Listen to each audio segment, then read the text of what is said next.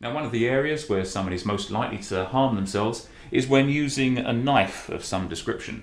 Now, the best advice I can give is when you're using a knife, be very, very careful. But there are a couple of points that I can put across that may help people out. If you're working from the hand, you're holding the piece that you're carving and you're whittling away some wood from the side. Using a knife where you're pulling towards yourself like this, you're not pulling the whole thing this way. That would be extremely dangerous, because when it exits the wood, you could slash anywhere, your arm, your body. Could be quite nasty. So I'm just using a gripping action like this. I'm not bringing the thumb towards the blade, that would be very dangerous.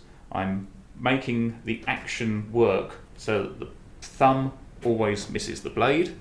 I can then position that up to the wood and I can pull the blade through the wood quite nicely that way, and I'm always going to miss myself. There's no way I can accidentally harm myself doing that action.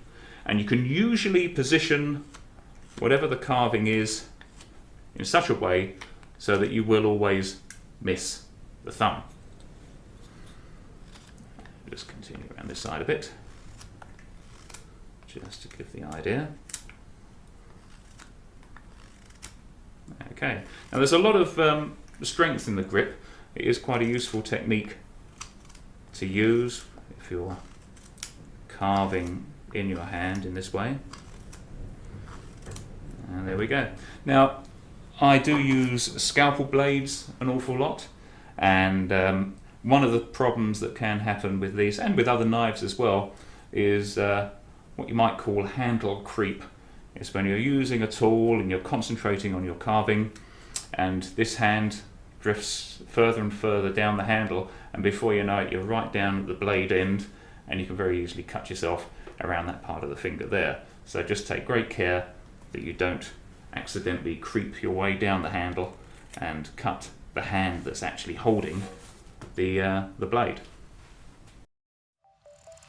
As I've said previously, if you take great care with your carving tools, you should remain undamaged, but accidents can happen, and if you do suffer a minor cut or scratch, the best thing to do would be to clean the area thoroughly, preferably with an alcohol wipe or something similar, and then put a plaster or dressing on the area. Now, I do always have a first aid kit on standby, just to be on the safe side.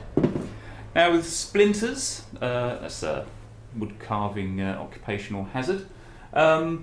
Best thing to do is to take as much of the splinter out as you possibly can, using tweezers if necessary, and clean the area thoroughly again. But you have to be careful about infection, because that can set in if a small piece of the splinter is left under the skin. Now, if ever under any doubt at all, please do seek medical advice. But most importantly, enjoy your wood carving and do stay safe. Thank you for watching.